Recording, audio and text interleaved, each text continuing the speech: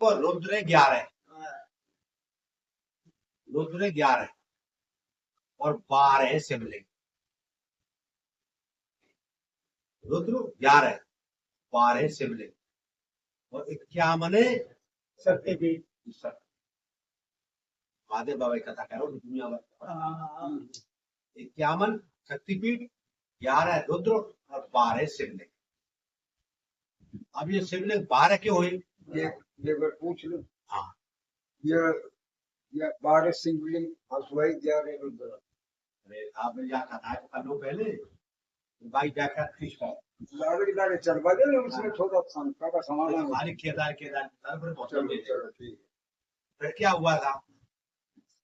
महाभारत गयो पूर्व, महाभारत होकर के 5 पांडवा और द्रौपदी, ये व्यास जी थे बोले। व्यास जी एक बात बताओ, मारो मुक्ति या उद्धार कैसे हो? तुम्हारा उद्धार कैसे हो? तुमने ब्राह्मण मारा है, तुमने वो भी मारा है गुरु, तुमने बड़े भाइयों को मारा है, छोटे को भी मारा है, तो तुम्हारा उद्धार हो कैसे? आप ही बता सकते कैसा उद्धार कैसे? यदि देखो ब्रह्मा जी रचेता, विष्णु भगवान जो कृष्ण है ये पालन करने और उद्धार करने वाले, मौत देने वाले, मौत से मुक्ति देने वाले ये महादेव। यदि महादेव बाबा तुमको दर्शन दे दे और खुश हो जाए तो तुम्हारा उद्धार हो जाएगा। व्यास जी से बोले भाई एक बार बताओ, आप फिलहाल में महादेव बाबा है का? इस बात को खुश रही ये बता सकते। फिर भगवान से पूछा, बोल महादेव बाबा काम है? ये मिलेंगे केदार क्षेत्र, केदारनाथ, केदार क्षेत्र। अब केदार क्षेत्र जो कहते हैं, ये राजा था ये केदार, उसने वहां तपस्या की थी, राजा केदार, और उसकी लड़की ने में की थी तपस्या, तो वहां केदार राजा के नाम से केदार कहते, केदार राजा था। अब क्या हुआ, ये सब 5 पांडवा एक लोग की वही चले तो साथ में थे व्यास, ये केदार क्षेत्र में जाते सब। वहां जाकर के महादेव बाबा मिलते नहीं मिले तो व्यास जी को पूछा है, तो व्यास जी एक बार बताओ, यहाँ तो महादेव बाबा तो है नहीं, अब हम किसके दर्शन करें? तो ऐसा हो ही नहीं सकता है, उनका स्थान ही कैलाश पर्वत से जुड़ा ही रहा है, वो केदार है तो हिमालय पर्वत, तो ऐसा तो हो ही नहीं सकता। नहीं हो, उनको नजर पर एक भैंसा, और भैंसा थे 49 भैंसा नजर पर। भीम बोला हमें तो भैंसा सो नजर पर है, चल रहे हैं सारा घास तो खा रहे हैं। व्यास जी बोले इनमें ही तो है बोल महादेव बाबा, और तुम दुष्ट राक्षस है। राक्षस यूं तो भाई मारा है, गुरु मारा है, ब्राह्मण मारा है, द्रोणाचार्य, इसलिए तुमको दर्शन देना तो सर दर्शन तो हम करेंगे। उपाय बताओ। बोलो उपाय ये कहीं केदारनाथ का ये क्या गुफा,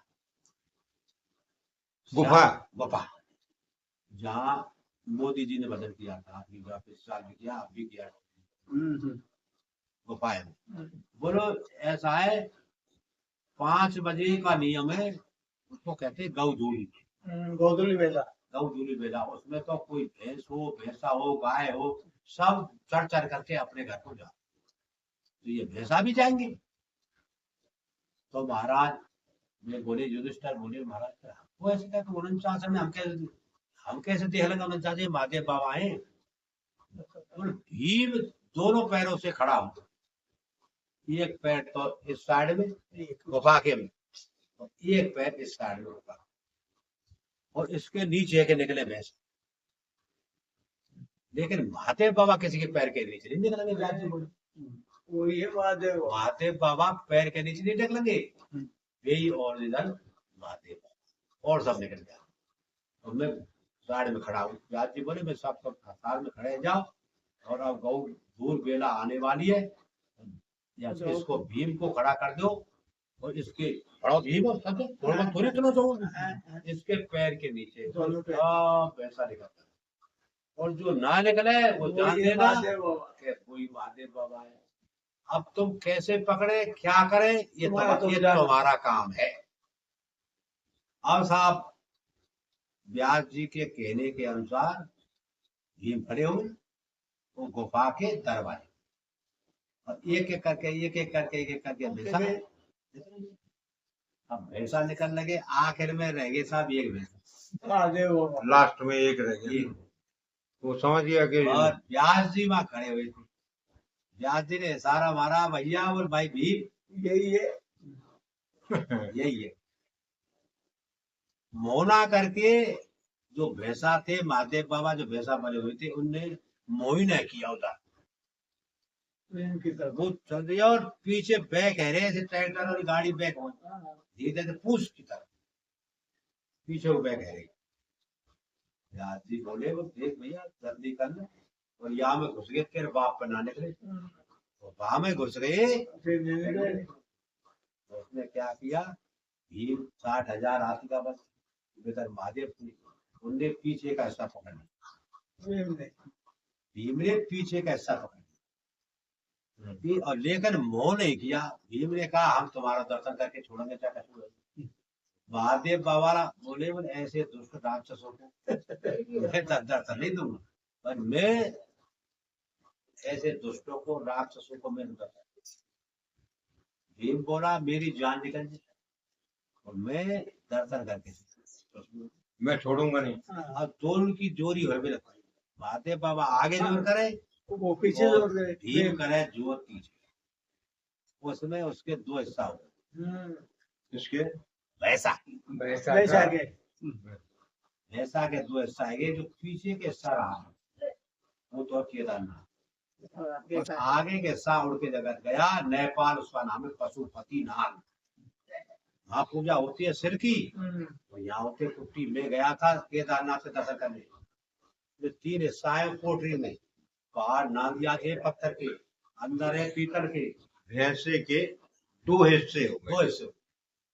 अब 2 हिस्से हो गए तो अगले वाला हिस्सा दर्शन नहीं दिया पंडवा को नेपाल वो पहुंच गए। गया नेपाल उसका नाम है पशुपति नाथ पशुपतिनाथ। और यहाँ रह गया जिसका कहते हैं पुट्ठी केदारनाथ। वो है केदारनाथ। हम वहाँ गए थे हमने पंडों से पूछा हम किसका दर्शन करें क्या करें यहाँ तो महादेव बाबा हाँ नादिया बैठे हुए पत्थर के दरवाजे और मुंह था उसका बंद की तरफ मंदिर की तरफ मुंह है। नंदी बाबा और वे बहुत बड़े अंदर अंदर छोटे से थे वे पीतर थे और उसके 3 भाग है केदार बाबा के बाहर पीतर के फिर भीतर लास्ट में जाकर के कोई अहिल्याबाई हुई है उसमें सब में चांदी का पत्थर लगा हुआ है वो अहिल्याबाई का नाम अहिल्याबाई होलकर उसमें लिखा हुआ है। अब निर्माण की बात सुनो कोई उसमें ईंट नहीं कोई सीमेंट नहीं सही बात। कोई बजरी नहीं।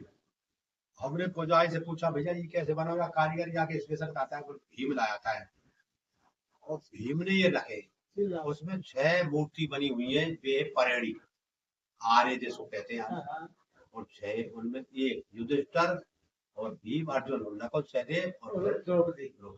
भगवान का भी उसमें फोटो नहीं 6 के उसमें अलमारी का वो 6 अलमारियों में भगवान कृष्ण का छोटे में थे हाँ।